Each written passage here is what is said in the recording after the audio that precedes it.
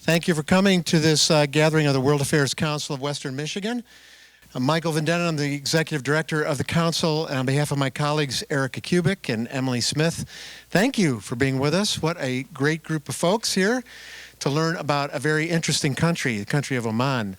And my wife and I were just recently introduced to it. We have a son who lives in Bangkok, and at the end of each year he likes to visit a country he hasn't visited before. And last December he said, well, I just chosen Oman. Well, that brought his mother and I into some question about this. Really? Oman? Why so? He says it's one of the most beautiful countries on the planet. And it's one of the safest countries in the world to visit. And sure enough, our parents doing our homework, found that to be true. Every travel list we looked at had Oman in the top 4 or 5 of the safest countries to visit. I think, Fahad, you were just telling me they topped the latest list. They have now number 1 of places to visit in the world. So who knew? And I'm so glad that in this Middle Eastern series that we can bring a more understanding and conversation about Middle East countries. A warm welcome to Fahad. He's had quite a journey today. He was rear-ended in Charlottesville, Virginia this morning on his way to the airport, and it's been quite a day for him. So he's safe and sound. We're so glad about that, and glad to have him with us. We're also grateful to the Sultan Qaboos Cultural Center, which is dedicated to educating the peoples of the United States and Oman about the breadth and riches of our two cultures. The QCC promotes mutual respect and understanding between our nations and strives to educate a new generation of culturally sensitive and knowledgeable citizens in each society. Through our membership in the World Affairs Council of America, we received a grant from the QCC for this evening's presentation. Our mission at the World Affairs Council is to empower the people and organizations of West Michigan to engage thoughtfully with the world. We do this through the partnership of 50 companies in West Michigan and all of our colleges and universities, and we're so very grateful to them for doing that. Particularly grateful tonight for Sound Off Signal, who is also sponsoring this series for us. We're really pleased with that, and we thank them for their partnership over the years.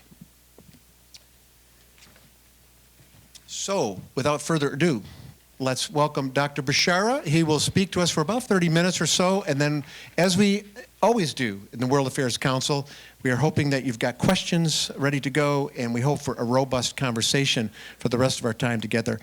Let's welcome Dr. Fahad Bishara. Thank you. Good evening, everybody. Thank you all for being here. I'm glad to be here, speaking of visiting foreign countries. Thank you to Michael, thank you to Erica and the World Affairs Council for inviting me out here. And I haven't seen much of Grand Rapids so far, but what I've seen it looks beautiful. This is going to be primarily a history talk. I'm a historian by training and by profession. I'll touch on issues of contemporary politics. I'll mostly focus on history, but I'm totally open to answering any questions you might have about contemporary politics in Oman. But I really want to thank you all for coming out tonight and to hear me talk about a part of the Middle East that you probably don't know all that much about. Oman tends to stay out of the spotlight in Middle Eastern politics.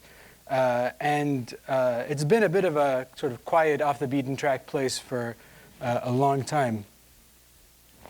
Turn it up like this. Oh, I'll turn up the volume. Yeah. Okay. I'm not sure how to do that. I'm not either. Is that better? No? Oops. Like I said, I'm a historian. Let's see. How does that sound? Can I just carry it? Should I just do this? You can do whatever you want. Okay, let me just do that. It's a little awkward, but it's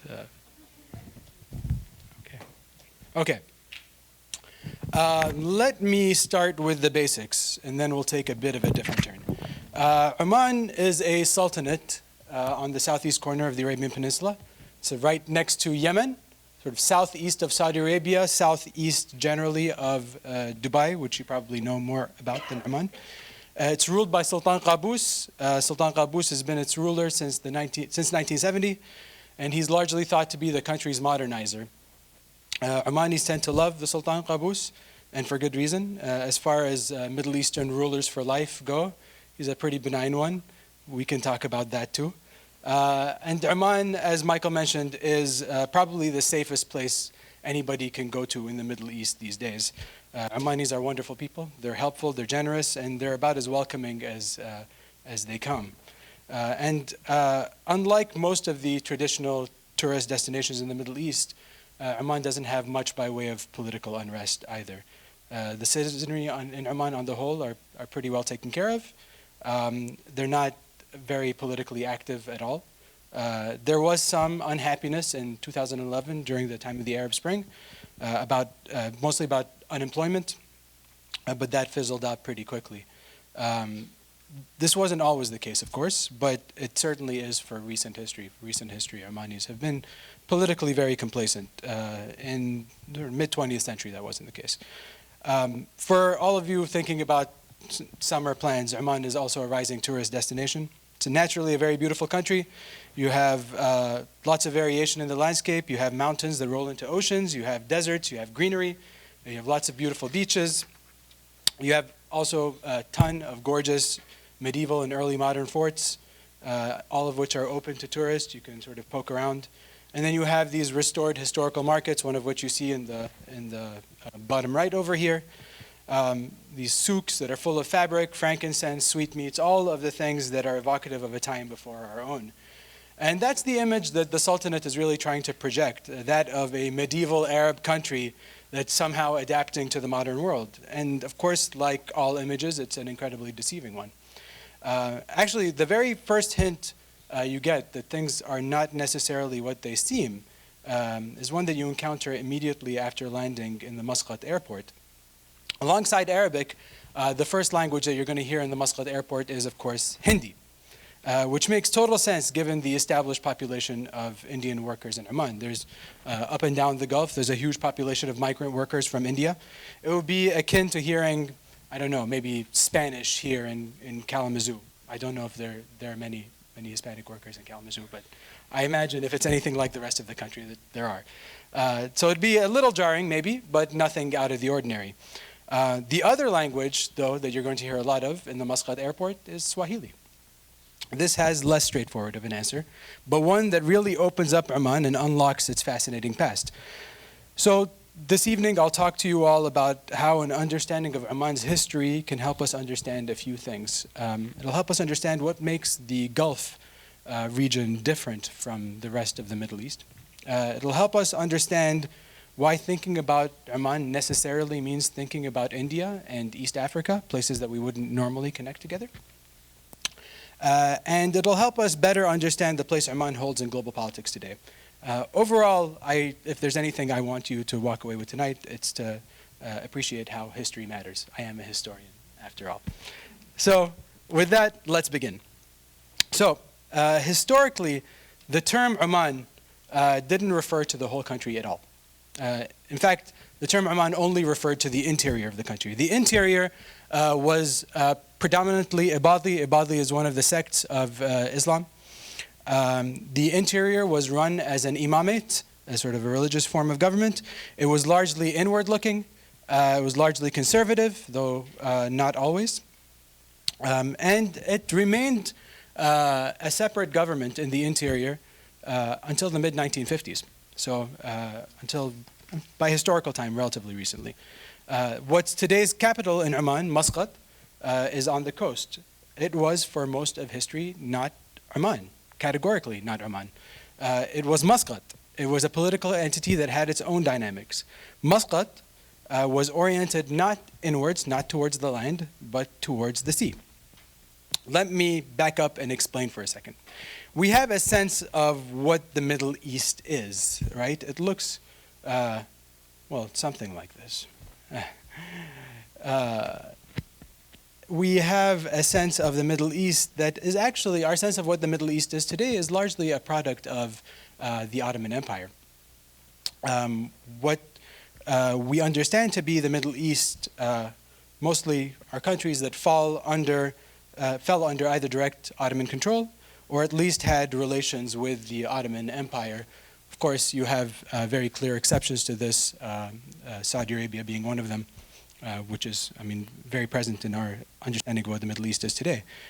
Muscat, though, even in this Ottoman Empire map, Muscat is actually cut off of the map altogether. Muscat was not oriented towards the Ottoman Empire, had very little to do with the Ottoman Empire at all. It had historically much denser ties to places like Bombay and to Zanzibar, which is on the east coast of Africa, than it did places like Istanbul and Cairo. So rather than thinking about Oman as being a part of the Middle East, what I want to invite us to think about Oman as being as part of what we would call the Indian Ocean world. What do I mean by the Indian Ocean world? Well, let's take a look. It looks something like this. This is the western half of the Indian Ocean, just to get our orientation. The Indian Ocean is, of course, one of the world's oceans, one of the world's great oceans. The western half of the Indian Ocean, specifically, was characterized by seasonal wind patterns, which we call the monsoon winds, which are indicated here by these arrows. So during the period roughly from January to June, the winds blew from the northeast down to the southwest. And then in the other half of the year, they blew in the opposite direction. What this allowed for then is for people to cross the water with relative facility, with relative ease. We tend to think of oceans as barriers between continents, between countries, but actually oceans connected one another or places together much more than one would imagine, especially when you had wind systems like the monsoon. Wind systems like the monsoon allowed a regularity with which people could travel. You had a regular circulation of people, regular circulation of goods, and along with that, of course, ideas. And this trading system, this Indian Ocean trading system, is a very old one. We have accounts from the 1st century AD in which a Roman traveler is sort of moving around the Indian Ocean world and remarking on things like Arabs being on the east coast of Africa or people from South Asia ending up in East Africa. Thinking about the Indian Ocean as a space opens up the arena for thinking about sort of political and economic history. And actually, as it turns out, most of you probably know a lot more about the Indian Ocean than you think. Any of you who've taken a world history class in high school would have remembered the arrival of the Portuguese at the end of the 1490s, this individual in particular, Vasco da Gama, who in the end of the 1490s rounded the Cape of Good Hope and ended up in the Indian Ocean world in his quest for spices. The arrival of the Portuguese in the Indian Ocean led to the establishment of what we'd call a trading post empire. The Portuguese recognized the circulation, the patterns of circulation of people and goods in the Indian Ocean world, and they realized that if they placed forts at particular sort of strategic junctures in the Indian Ocean, that they'd be able to capture some of this wealth, capturing some of the ships that move from one place to another. Their principal station, of course, was over here in Goa on the west coast of India, which was the headquarters of what we'd call the Estado de India, the Portuguese Estado. But one of the other centers was the small island of Hormuz, which is actually too small to show on the map, but it has this oversized dot covering it up in the Persian Gulf, the Straits of Hormuz. The Straits of Hormuz was home to the Kingdom of Hormuz, and the Kingdom of Hormuz exercised some sort of sovereignty over the coasts of Persia and Southeast Arabia. Over the course of the early 1500s, the Portuguese established themselves there as well. What does this mean for anything? Well, actually, it means a lot for the Omanis. The Omanis quickly emerged in the late 1500s as Portugal's principal antagonists, enemies, around the Indian Ocean. Portuguese chronicles, Ottoman chronicles from the area never fail to mention Omanis engaging in different maritime battles against the Portuguese, attacking their stations and raiding their forts. The main group that we're talking about here is, the Ya'rubi dynasty. The Ya'rubi dynasty of Oman begins with one particular imam from the interior who establishes himself on the coast, and who the tribes of Oman unite under to expel the Portuguese from the area in the early 1600s. Over the course of the mid-1600s, the Omanis score a series of decisive victories against the Portuguese on land, and then by 1650, the Ya'rubis chased the Portuguese out to sea and eventually expel them from Muscat and the rest of the Arabian Peninsula as well. The fun doesn't stop there. After they take the Portuguese out of Muscat, they shift to fighting them overseas and slowly kick them out of this string of forts that the Portuguese have over here, one after the other.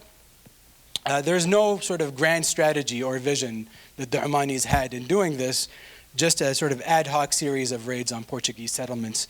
But as they did that, they would take out the Portuguese governors, not take them out to dinner, the other kind of takeout, but they would take them out and they would place their own governors to rule these forts in their place. And on the east coast of Africa, Mombasa, over here, which is on the coast of what is today Kenya, which is not a safe place to go to, I'll tell you from experience, became the principal node from which the Ya'rubis of Oman derived their wealth from East Africa. So they placed their associates there to govern Mombasa, and they would ask their associates to send over tribute every year in the form of money and different sorts of goods. The Ya'rubi moment, of course, wouldn't last too long. Over the course of the early 1700s, these dynasties begin to fall apart. There's internal squabbling over who gets to rule next. There was a long civil war in the mid-1700s in Omani history. And then it's from this civil war that the Busaidi family would rise in the 1770s. And the Busaidi family is the family that fields the sultans of Oman to this very day. So this is a very, very old dynasty. This is a dynasty that's been around for at least as long as the United States has been around. This particular family, it's one line of sultans. These Busaidis gradually pieced together the bits and pieces of the Ya'rubi Empire, picked up port cities in East Africa around the Western Indian Ocean, and by the beginning of the 1800s had an empire that looked something like this, the red area that we see on the map over here. This is a map from an Arabic school textbook. The depiction of Omani rule in Arabia and in East Africa is probably aspirational at best, but we get the idea. So what makes the Busaidis different from those that come before them? A lot, actually. One of the hallmarks of Busaidi rule in the Indian Ocean was its reliance on different groups from around the Indian Ocean. To fight their wars, the Busaidis relied principally on a group of mercenaries, actually, from Baluchistan, recruited from Baluchistan, which is on the southern coast of the border, what's the shared border between Iran and Pakistan today. The idea behind recruiting mercenaries is that you wanted people that would fight for you, that were loyal to only you, and that didn't have any split loyalties. So if you had your own tribes from Oman rather, fighting for you, they might end up turning on you. These mercenaries, well, they do it for payment and they didn't ask for very much in return. To bankroll their expansion into East Africa, into other places, the Omanis turned to Indian financiers. Financiers from Gujarat, which is a province in northwestern India today. And these were merchants who had access to lots of capital, lots of credit from India, and can draw on that to finance Omani expansion. These are the sort of the purse strings, the holders of the purse strings, the keepers of the war chest for the Omanis. And in return, wherever they would go, wherever they would finance Omani expansion, they would ask that the Omani sultans would turn over the customs house, turn over all customs revenues to them.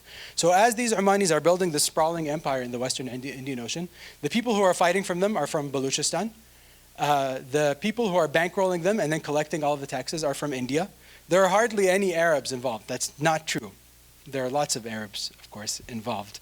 As the Omani sultans are establishing themselves, especially on the east coast of Africa, they're followed by waves of Omani migrants to East Africa. these migrants come from all over Oman, come from the coasts and come from the interior, and would sail over to East Africa, and they'd set up shop, and they'd join growing numbers of caravans into the East African interior, and they'd return with loads of ivory and other commodities. They'd take the money that they made from the ivory and these other commodities, and they would purchase houses and plantations on the east coast of Africa. Many of them actually also settled in the interior of East Africa. Over time, you had Omani settlements of Arabs from the interior of Oman, what's today the interior of Oman, all the way to the Congo, which is, very deep in the interior of East Africa. In a sense, over the course of the late 1700s and early 1800s, what we saw was what East Africa became to the Omani something like what America was to Europeans in the 1600s and 1700s. It's a place which you could go and make a lot of money, in which you could own a lot more land than you could have owned back home, in which you could sort of reinvent yourself as a person of sort of commercial consequence, of political consequence. And to finance their movement from Oman to East Africa, and sometimes back to Oman, a lot of them would circulate back to Oman, these Omanis would take pieces of property that they had at home, and they'd mortgage them to Indian financiers. The same Indian financiers that are bankrolling Omani imperial expansion in the Indian Ocean are bankrolling regular, everyday Omanis' movements across the seas. Even in the east coast of Africa, you had mortgages of property on the east coast, actors in the east coast of Africa who are mortgaging property in Oman, across the sea, to finance things like caravans, ivory caravans, going into the interior.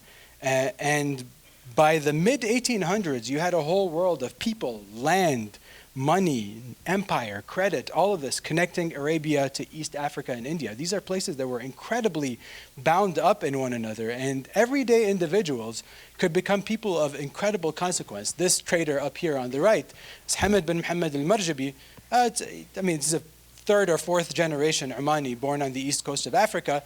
One of these Omanis who takes on loans, goes into the interior of East Africa, returns with ivory, returns with slaves, returns with all sorts of other things, and over time becomes the sort of uncrowned king of the interior of East Africa, so politically influential that when the Belgians come to the Congo in the late 1800s, they're forced to reckon with this guy, and they're forced to appoint him as their consul in Stanley Falls.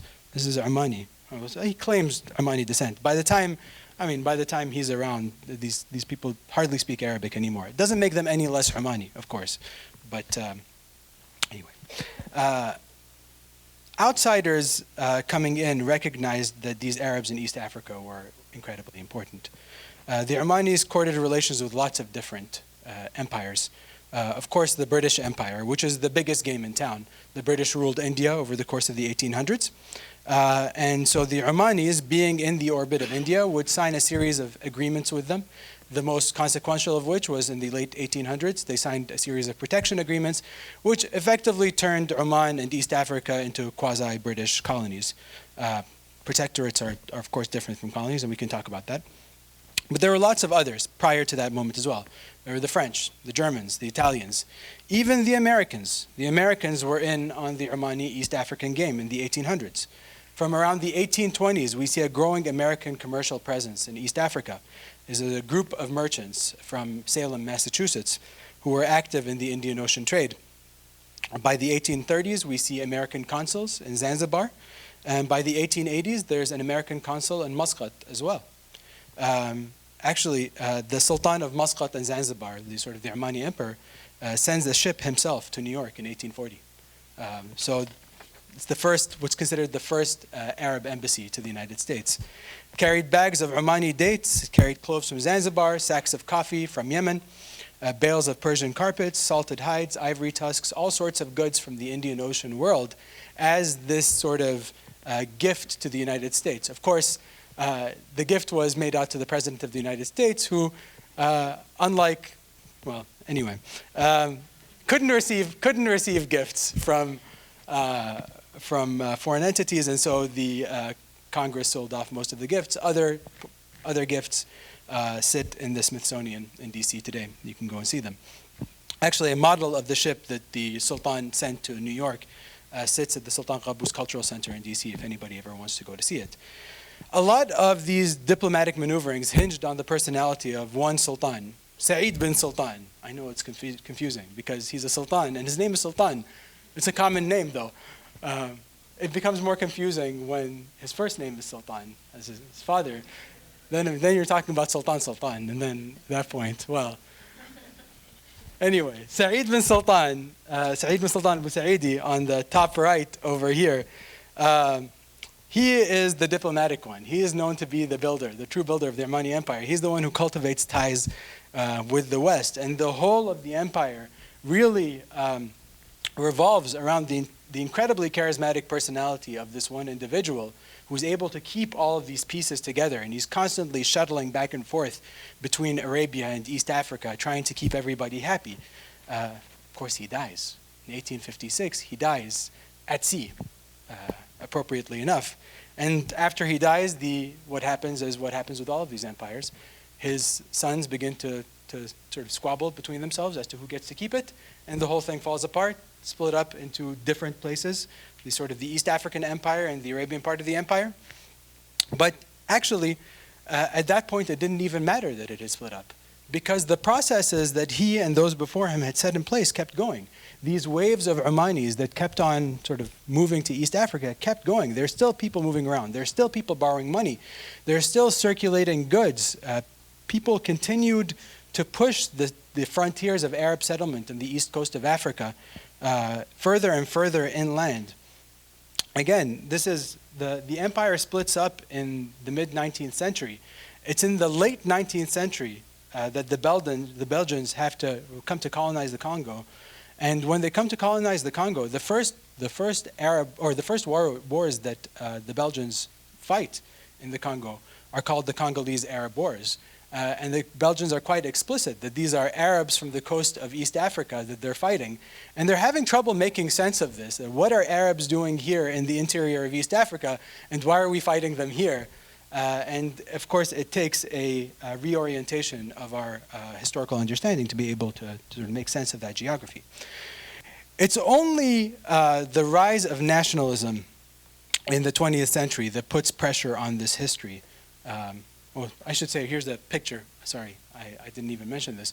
These are portraits taken in the late 19th century. The one on the left says natives of Muscat. The one on the right says natives of Zanzibar. I challenge you to find any differences between them. There are hardly any that one can notice. This is a sort of an ethnically mixed society. These are people that are circulating back and forth between the different coasts. It becomes very difficult to tease apart the differences, at least phenotypically. The individual that we saw earlier over here, when the explorer Richard Burton was sort of moving through the interior of East Africa, he had several encounters with this individual here in Marjabi, and he called him a true Arab gentleman. A true Arab gentleman. There's nothing that in his physical features that would suggest any Arabness. But this is the world that we have to contend with. So, it was in January 1964, barely a month after gaining independence from British rule, the Busaidi government of Zanzibar was overthrown by a group of rebels led by Abd Karume. This is in the sort of the decades leading up to this.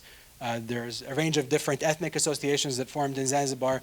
And then these turned into political movements, and there was a lot of dissatisfaction with the way things were run in Zanzibar and in East Africa more broadly.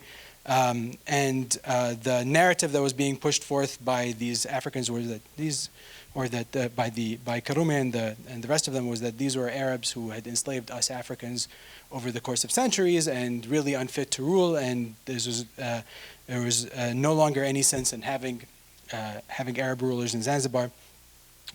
Over the course of 2 nights, January 11th and 12th, 1964, the Arab Sultanate of Zanzibar was overthrown. Everybody in the Arab government was expelled. And for several weeks following that overthrow, these groups targeted islanders of mostly Arab heritage and targeted them for sort of violence, plunder, revenge seeking generally. For several years, from 1964 to the 1970s, Zanzibar's revolutionary regime stripped Arabs and South Asians of their money and their property, and during that time, the population of Arabs and South Asians on the east coast of Africa was decimated. They left Zanzibar for the mainland, and then they ended up leaving the mainland for India and for Arabia. Actually, for Oman itself, which we should circle back to at some point, the timing was actually sort of fortuitous. Not that anything about something like that would be fortuitous, but it was in 1970 that Sultan Qaboos established himself at the throne in Oman and began the sort of modernization scheme that would characterize his rule for the next few decades. The problem with the modernization schemes that Sultan Qaboos envisaged was that there weren't very many Omanis who had very much institutional experience in running a modern bureaucracy. The previous government of his father, Saeed bin Taymur, was a very modest government. Depending on who you ask, it seemed like a very medieval government. And there weren't very many governing institutions. Well, Sultan Qaboos wanted to change this, didn't really have the personnel to draw on. And at the time this was all happening, of course, you have all of these Zanzibari Omanis who were seeking return to Oman. I say return, and I sort of emphasize return, and we have to think about what return means, because many of them had never been to Oman before, and few of them spoke any Arabic. But they imagined themselves, they continue to imagine themselves, even several generations removed from Arabia, as still being Arabs, and still being somehow distinct from the Africans in the East African coast. And so these individuals returned, and having had decades of experience with running and staffing bureaucracies, these were people who were living under a British protectorate in East Africa. These were the people who came and effectively ran the Omani government in the 1970s during this modernization scheme. And now, of course, with all of the oil wealth, or in terms of now, when I mean now, I mean the 1970s and 1980s. I am a historian, after all. With all of the oil wealth that was being generated in Oman during this point in time, the flows shifted in the other direction. If, historically speaking, Omanis seeking wealth and property and distinction moved elsewhere, moved to India, moved to East Africa, principally to East Africa, now everybody was moving to Oman. Okay, so I've given you a sort of whirlwind tour of Omani and East African history. What does this have to do with Omani diplomacy today? Do I have another slide here? Yes, I do. A little bit. A lot. I mean, I want to say a lot, but it might be a stretch to say a lot. For one, we might think of Sultan Qaboos's diplomatic efforts today as echoing Oman's place in the past. The world is, of course, not the same anymore, but there are parallels. Oman, historically, as part of its empire, had a very long-term lease on Bandar Abbas on the Iranian coast. To negotiate that lease and to negotiate its extensions, the Omani Sultan had to engage in extensive discussions with the Shah, or the Emperor of Iran, the Shah, later on. During the U.S. negotiations with Iran over the nuclear deal in the previous administration, what was left out of the stories that you saw in the newspapers, because the Omanis are, after all, very modest people, was that the Omanis were the principal activators in backroom negotiations between Iran and the U.S. They are people who are highly nonpartisan when it comes to Middle Eastern politics and are willing to move or willing to act as go-betweens. Omanis continue to act as brokers even with the crisis that, or the diplomatic crisis that Qatar faces today. There are only two countries in the Persian Gulf that have not taken a partisan stance on that, and it's Oman and Kuwait. In East Africa, Oman has a bit of course, it's a bit of a sore spot for Omanis, considering what had happened in 1964. But Omanis are slowly approaching the government of Tanzania today. Tanzania is the union of the mainland, which was Tanganyika, and the island of Zanzibar, Tanzania. And they're now approaching them about sort of rebuilding old palaces and funding other projects. In 2014, the Sultanate donated about $2 million to America's National Museum of African Art, actually, to promote the history of Oman's ties to Africa. In December of that same year, the Sultanate provided Tanzania with about $100,000 in equipment for preservation of historical documents. I'm a historian. I spent a lot of time in the archives in Zanzibar and in Dar es Salaam, and $100,000 goes a very long way there. And Omani investors have promised to inject $100 million into Tanzania's national airlines, hoping to revive direct flights to Muscat. Oman Air had a direct flight from Muscat to Zanzibar for a very long time, and it was, of course, an incredibly interesting flight to take. But more fundamentally, rather than thinking about this history as somehow telling us something about the present that we ought to know, I'm not that sort of historian. What I want to do is sort of wrap up by inviting you all to use this history to think of or to reflect on the importance of thinking transregionally in world affairs.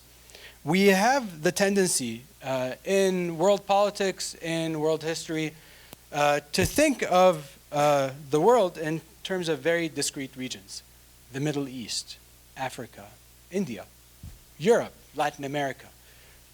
And we don't have much of a sense of at what points these regions connect to one another and why they would connect to one another naturally, right? In thinking about the connected histories of Oman, India, and East Africa, I want to invite you all to think about non-traditional geographies and how they shape world history. There is nothing about the Indian Ocean world that fits very neatly in our categories of what we understand world history today. It's not African history, it's not Middle Eastern history, it's not South Asian history, and yet the connections between these places are incredibly meaningful for the people who lived them, and were incredibly meaningful for global politics in the 1700s and 1800s, as Americans, as the British government had to contend with who these people are, and later on, of course, the Belgians, who arrive in the Congo and think, how do you have colonies of Arabs here in the interior of Africa? These are not just sort of artifacts of history. These are connections that resonate with these societies and animates their being in the world as well. This is how we make sense of there being Hindi and Swahili at the airport in Muscat, right? To us, there's something jarring about the notion that you would land at an airport in a Middle Eastern country and hear Swahili as one of the first languages. But to them, there's nothing jarring about it at all. It's almost as natural as hearing English in America. Why wouldn't you hear it, right? And so history matters. History doesn't matter for telling us how we got here. That's a misconception of what historians might do. History matters for showing us the different ways in which we can be here, right? How our categories of thinking, or the categories that we have for thinking about the world, might actually be preventing us from understanding its full texture, right? Breaking up the world into discrete geographies, into discrete continents, might keep us from understanding processes that cut across these boundaries, that are incredibly meaningful to the people who live them, but also might invert our understanding of what the globe looked like in the world. I'm not sure how to conclude something like this, so I suppose I'll conclude by saying something like visit Oman. It's a beautiful place. It is a beautiful place, but more than it being a beautiful place, visiting Oman and confronting these moments in which your expectations of what the Middle East look like, with these moments in which they fail you, actually opens up the possibility for new vistas for thinking about the Middle East and the world and what the Middle East could be and what the Middle East historically has been, rather than drawing sort of a boundary around a particular area and saying, this is it. These are the heirs of the Ottoman Empire, and this is the place that has all of these political problems today. And the political problems that they have today are because they are the heirs of the Ottoman Empire, and there are all sorts of problems with the Ottoman Empire. Pick that apart. Let's disaggregate it a little bit, and let's re-aggregate it in different ways, right? And then we might begin to understand the ways in which Arabs in the Middle East, the directions in which they face. And the directions in which they face might not be exactly where we expect them to face to begin with. I'll end right there. Thank you all.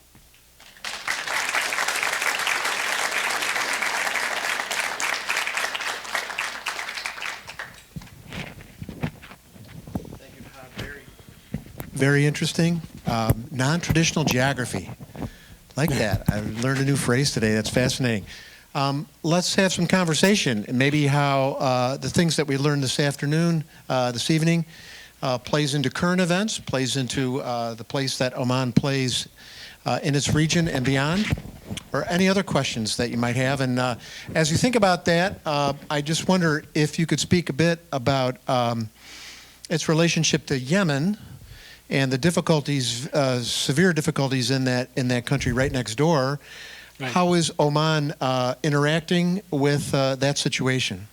Actually, that's an interesting question. The ties between Oman and Yemen are, of course, historically very deep. As Omanis were expanding onto the east coast of Africa, the Yemenis were alongside them. They were amongst these Arab communities that were moving into East Africa.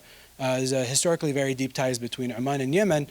The Omanis have not taken a very clear stance on the situation in Yemen.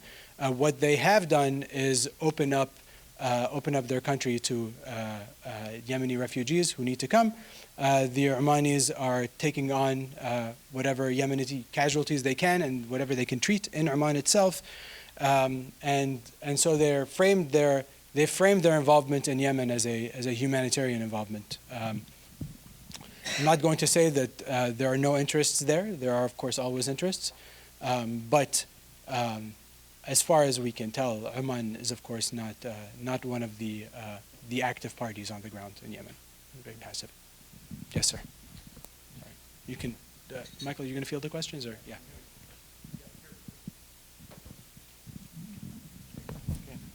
Is there a dominant religion in Oman? Yes, so Oman is principally a Muslim country, of course.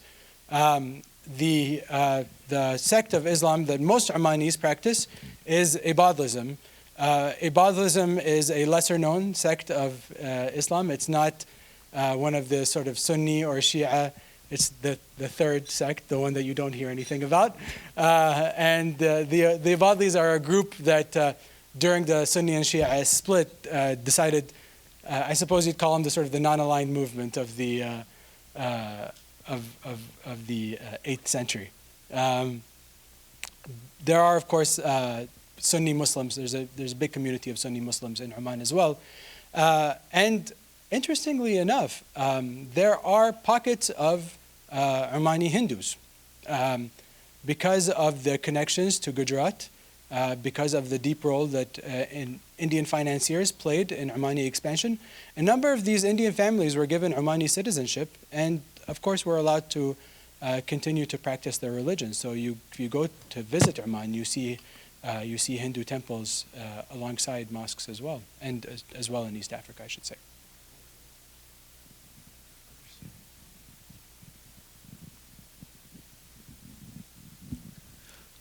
From what you've been saying, it sounds like Oman kind of likes to have a kind of neutrality in the greater Middle Eastern theater. I was just wondering, with being kind of a Cold War going on between Iran and Saudi Arabia, how Oman kind of postures itself not to get itself on the wrong side of either. Right. It's an important question that you ask. The Sultan Qaboos, who's the gentleman over here on the top right, has made it very clear that he wants no involvement in the ongoing tension between the Saudis and the Iranians. Historically, actually, the relationship between the Saudis and the Omanis was not always a very good one. And so the Omani government doesn't have very many reasons to want to be on, to want to align itself too closely with the Saudis. Even within the Gulf Cooperation Council, which is the sort of the regional organization that groups together the countries that most of the countries that you see on this map, Kuwait, Saudi Arabia, Bahrain, Qatar, the UAE, and Oman. The Omanis have made it a point of sort of taking a peripheral role in that, especially as it became clear that the GCC was going to be principally a Saudi-run organization. Yeah. I apologize if this question comes off as ignorant. There are no ignorant questions. All right. The fact that you're here tonight means that. I had to make sure because I don't want to look like very ignorant. So, anyway, so were you guys part of Constantinople, and historically, were you guys affected by the fall of Constantinople? Oh, you're thinking. First, I'm not from Oman. I should say I'm not. So I'm not. Yeah. The Omanis, the fall of Constantinople, which is today Istanbul. The fall of Constantinople was, of course, the deciding moment, the moment in which the Ottomans went from sort of an emirate to an empire. This is when they became recognized as sort of global. This is sort of global power, or at least a regional power.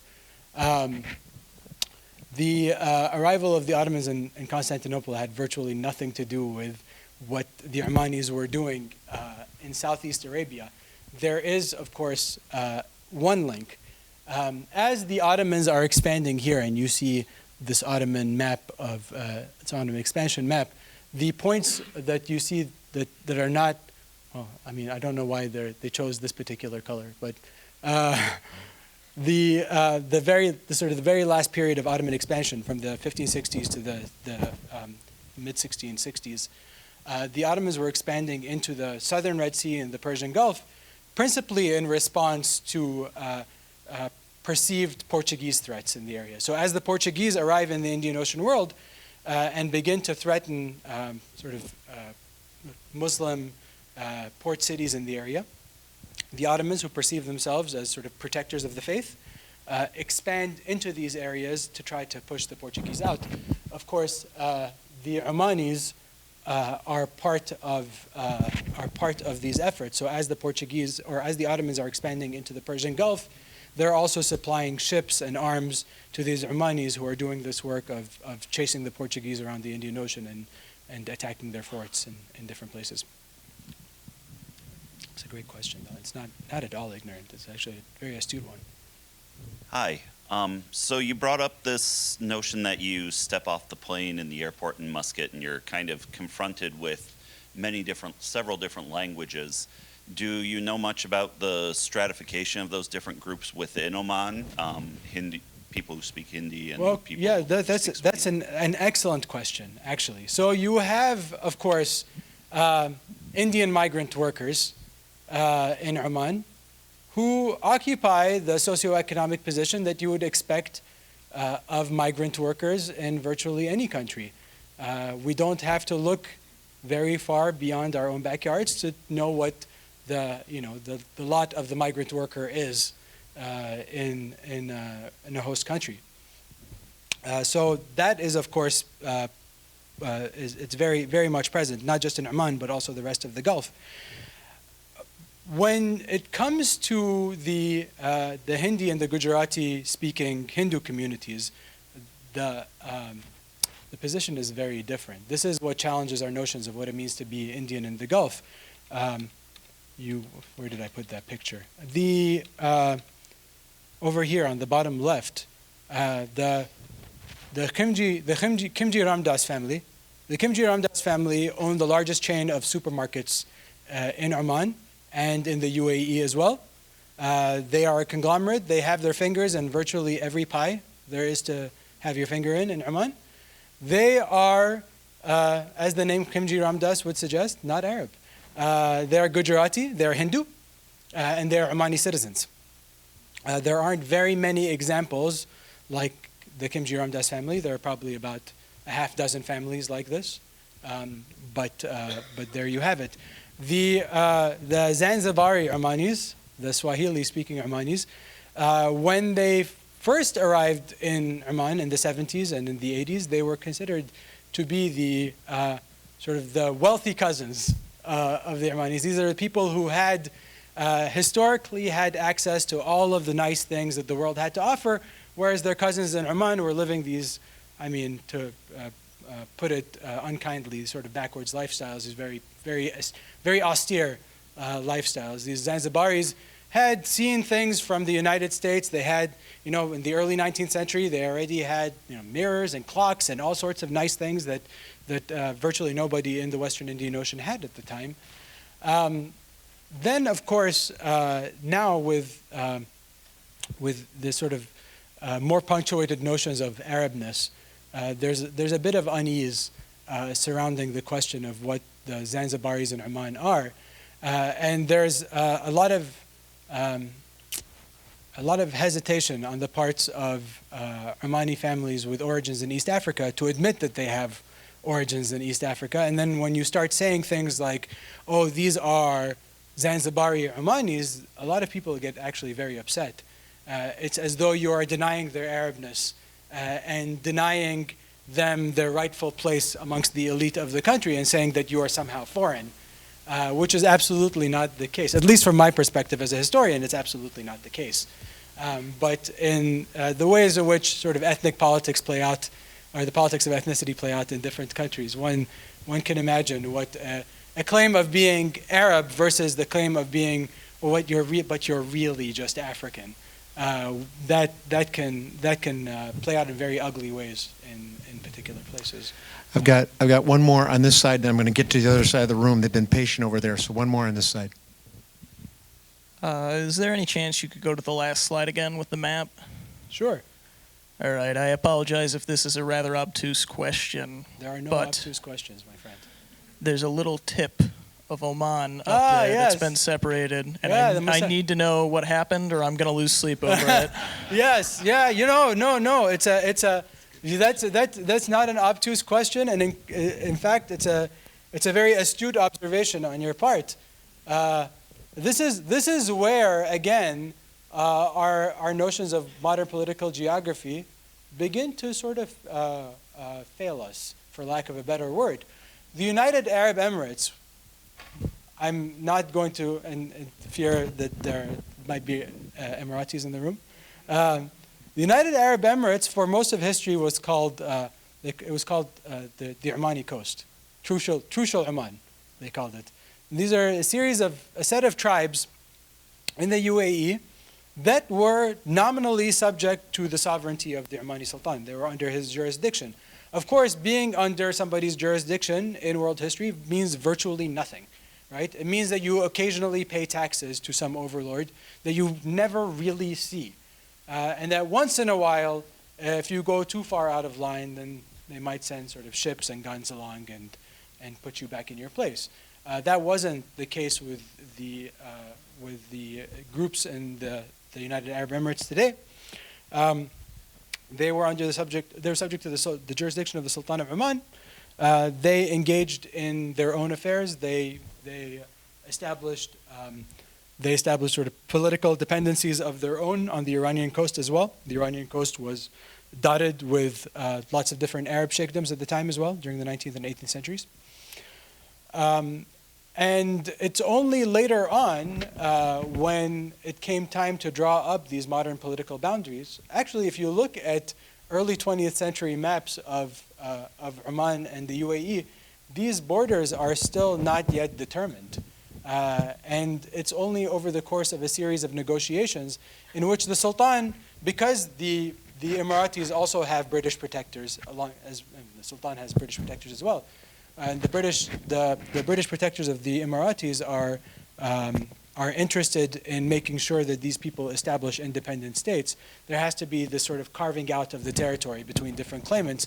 And so you have Oman saying essentially, look, there's this tip of the peninsula, the Musandam Peninsula, and we want to make sure that we get that at least. And the tribes there made no claims to sort of independent political subjecthood. So that's how you end up with a little slice of Oman. Actually, if you ever travel to Dubai, just take a car and drive up to that. It is absolutely gorgeous, the Musandam Peninsula. Really stunningly beautiful, and virtually nobody goes there. And it's very safe, very safe. It's not, people don't go there because it's unsafe. People don't go there because nobody knows about it, right? And it's only a 4-hour maybe drive through sort of beautiful oases, and then you get to this place with these sort of craggy hills, and it's very sort of foggy, and you look out into the Gulf. It's absolutely beautiful, beautiful. Question over here. Couple. First an observation and then a question. I like to play around with maps.google.com. If you look at that area, there's all kinds of interlocking enclaves of UAE and Oman. There's enclaves of Oman within UAE. Yes. Enclaves of UAE within those enclaves of Oman. So the geopolitical geography in that area is quite complicated. The question I was going to ask is, what is the population of Oman?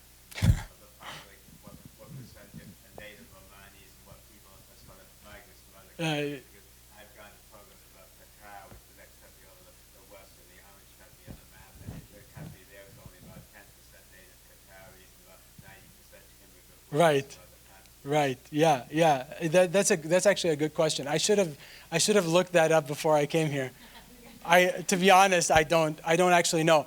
I want to say that the population of Oman is actually quite small. I want to say it's around 5 million. And the proportion of non-Omani inhabitants of Oman is far smaller than what you would see in other.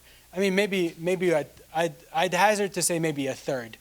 I don't know. Somebody who has access to Wikipedia now or the CIA World Factbook could tell me, and I could be very wrong. I don't think I'm that wrong. Unlike say the example that you gave of Dubai, in which it's just 90% non-Emirati, but I don't know exactly. But you're right. The political geographies of this sort of border and even this border over here, it gets very fuzzy when you look a little bit more closely. You see sort of little islands of sovereignty that cross on either side of the border. Over here. Can you talk a little bit about the role of women in modern Oman? Yes, the Sultanate, at least as part of the PR strategy, takes a lot of pride in the fact that women have a highly visible role in the Omani economy, in Omani business circles, and truthfully they do, and also in Omani politics. Although the absolute highest echelons of government are predominantly male, the Omani ambassador to the U.S. is a woman, Her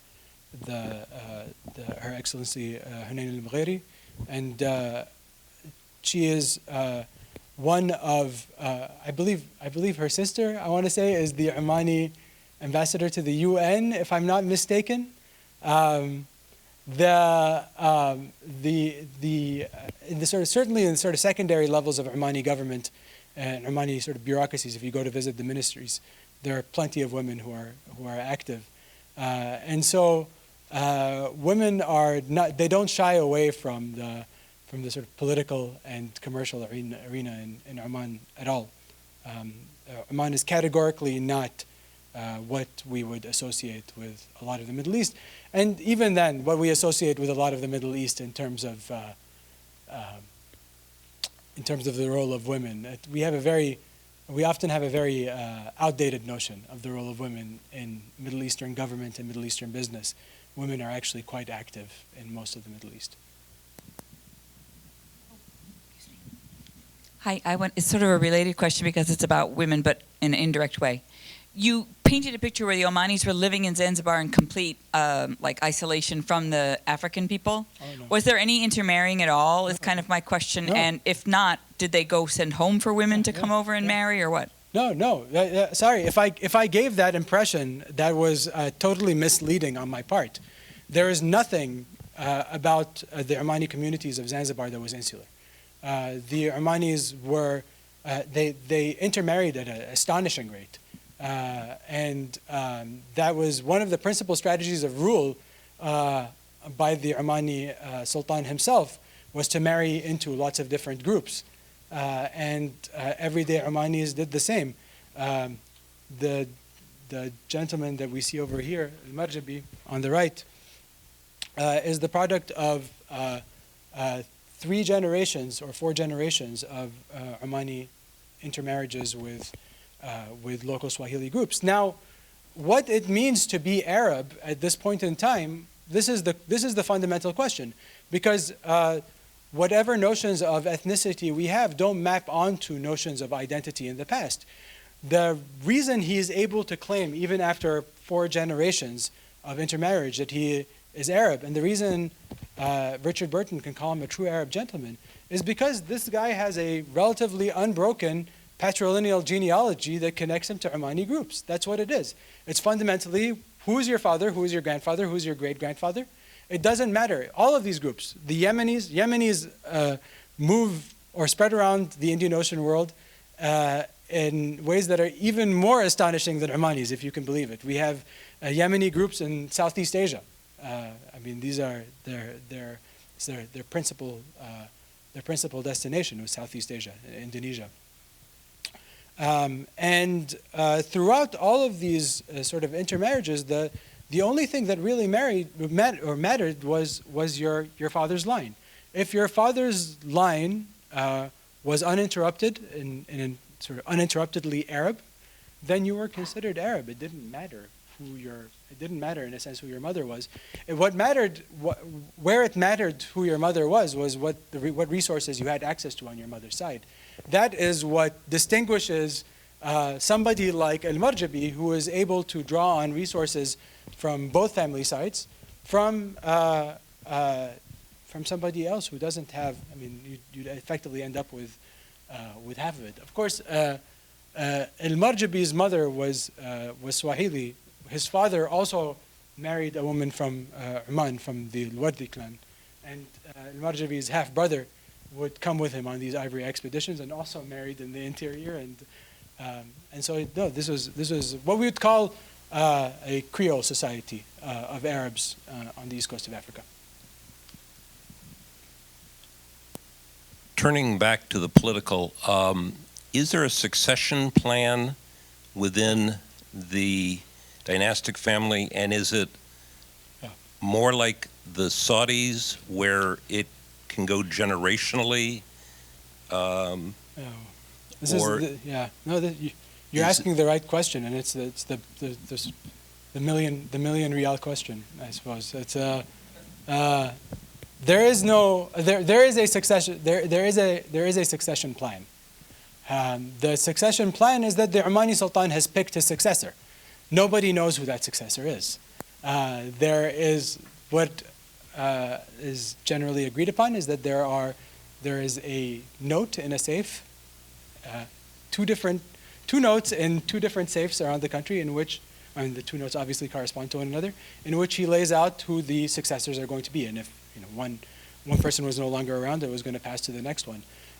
The Omani Sultan has no children of his own. And so there are no patrilineal successors. And in fact, if there were patrilineal successors, there'd be no guarantee that that's who it would pass to. Historically, that's not been the pattern. It doesn't necessarily pass to the son. It could pass to it would pass to a member of the family, but it could be a cousin. It could be a distant nephew. It wasn't necessarily patrilineal succession. And actually, what in most of the Middle East, not just Oman, I'm not talking specifically about Oman here, a commonly accepted practice was, of course, fratricide. So you have lots and lots of brothers from lots of different mothers, and you ended up killing your brothers to make sure that you were the only one that was left in line to rule.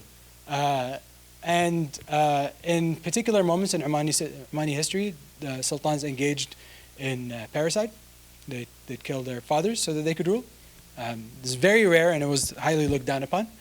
Sultan Qaboos himself did not kill his father, but very gently ushered his father out the door.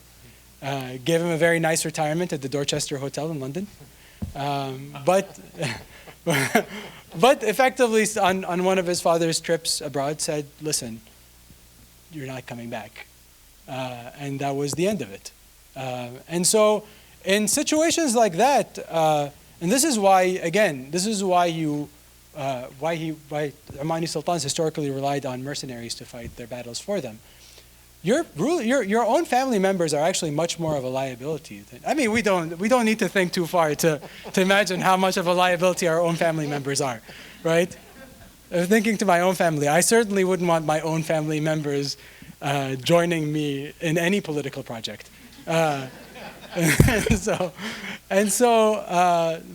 Omani Sultan, his children were often much more of a political liability than anything else. Yes. I don't know. I mean, when I first heard the story, I thought, no, you've got to be kidding. That can't possibly be true. And then it turned out, of course, that it was true.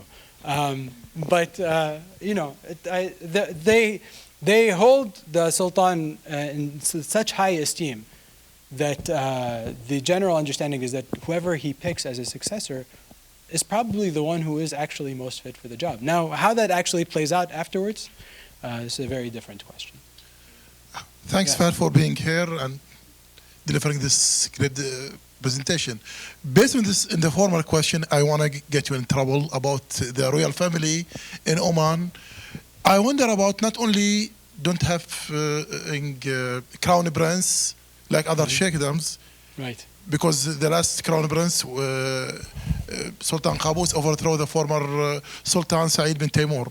My question is about the royal family itself, Busaidi family. They don't hold any important political position in Oman like other GCC countries that all the sovereign ministries held by royal family members. So this is my first question: why the Sultan exclude his own family members from sovereign positions? Second question: he picked Sultan Qaboos picked Ahmad al-Khalili to be the religious leader of Oman, a Grand Mufti, and Ahmad al-Khalili belonged a former royal family that used to be in conflict with Busaidi. Is this a deal or good retirement from politics and shifting to religion or something like that? Thanks again. No, these are great questions. Why exclude your members of the ruling family from key government posts in Oman? I mean, depending on your perspective, that's actually an incredibly smart move, right? Because you don't want to create the perception that your family has locked down all of the positions, all of the lucrative positions for itself, which is the case in most other Gulf countries, of course, in which the perception is that members of the population have no access to the highest echelons of power because these are held by members of the ruling family. The other reason is, of course, from a purely sort of strategic perspective, and here I'm only speculating, when you hand over key government portfolios to members of your family, what you end up creating the possibility for is fiefdoms within your own country. That these are people who could amass followings within their own ministry, can build bases of support, and could effectively challenge you. This is what we've seen in many different Gulf states. The holders of particular positions, the ministers of defense, the ministers of interior, these are incredibly sensitive positions, so you give it to people who are very, very close to you, right? But the understanding is often that, I mean, the minister of interior might end up being the next in line, right? And so if you want to keep power in the country diffuse and not concentrated in the hands of particular individuals, you keep it outside of the hands of your own family members, especially if you don't trust that your family members are necessarily going to be very, very good stewards of power. And there's no reason, historically speaking, there's no reason to assume on the part of any Middle Eastern government that the family members are going to be good stewards of power, truthfully speaking, right? And then if you open it up to the rest of the population, you create the impression, of course, that you're a benevolent ruler, that you've opened up the political arena for everybody. The Khalili question, that's an interesting question. Yes, Khalili is, of course, a very descendant of the Khalili of the Imamate government of Oman, right? Which had been at war, well, not real war, but quote-unquote war, with the Sultanate of Muscat for a very long time. But of course, there was the Treaty of Sib. There were all these different treaties that came afterwards. The Khalili government, or the Khalili family, actually the selection of Al-Khalili as the imam was almost accidental. It fell to him after a number of other, not the Mufti, Al-Khalili of the Imam of the Interior. It fell to him after a number of the other claimants had passed away. There was, that Al-Khalili's grandfather, who was also a Mufti in Oman during the mid-19th century, had aligned with another member of the Busaidi family and launched a successful coup against the Busaidis in Muscat. So there's not much of a reason to trust the Khalilis, except that that's precisely probably the person that you want to be running your Ministry of Religious Affairs. When you have a group that is potentially a separate column in your country, there's nothing to suggest, of course, that the Khalilis are anything but loyal to the Sultan. But you incorporate them, you co-opt them into the government machinery, and you say, here, you get a ministry, right? It's only when you lock people out that you create a lot of dissatisfaction and discontentment, and then you open up the possibility for political movements that run counter to the state agenda. When you've incorporated all these people, they're all on board, they're all getting paid, everybody is happy, and Khalili gets nice trips to Zanzibar, and everybody there loves him. Yeah. We got time for one more question. Anybody have one more? All right, one more to go.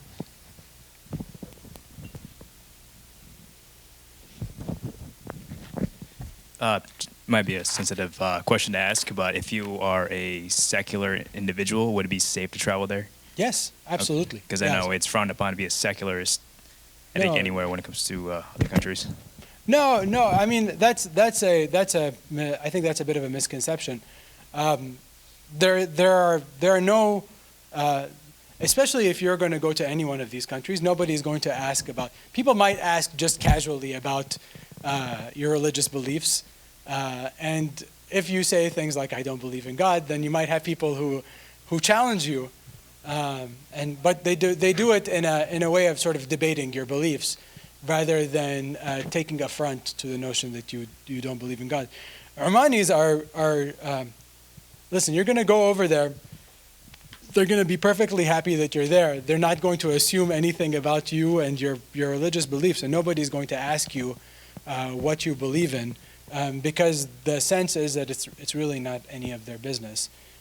As long as you're not there to hand out Bibles or something like that, in which case they might not be very happy. They of course they might not kick you out of the country for doing it, but they might ask you to, might politely ask you to please put away your Bibles. But as long as you're being respectful, then they're going to be respectful of you. And truthfully, they're highly tolerant of a range of different activities and beliefs. And so there's not any reason why you should fear it. Let's thank Fahad Bishara for some very interesting. Thank you. Helpful. Thank you. Thank you all. And let me say just once again how highly impressed I am that you all would turn up to a talk like this. It really speaks volumes about the sorts of people in Grand Rapids. Well, thank you for reminding us that history matters, right? Yes. That's a great, and I think we're seeing a great young scholar. I don't know if you had a chance to see Fahad's resume up on the screen, but coming from USC and Exeter in England, and Duke University, And then his last book, I don't know if you saw that, his last book, A Sea of Debt, Law and Economic Life in the Western Indian Ocean, just won 2 major history awards in the United States for excellence in research and in history writing. So I think we're seeing a great young scholar. It's been a delight to have him here. Join us next week on a Wednesday night. The former U.S. ambassador to Qatar is going to be here, Chase Untermeyer, and we're going to take a look at the country of Qatar in our second part of our series. Thank you again, Fahad. Thank you.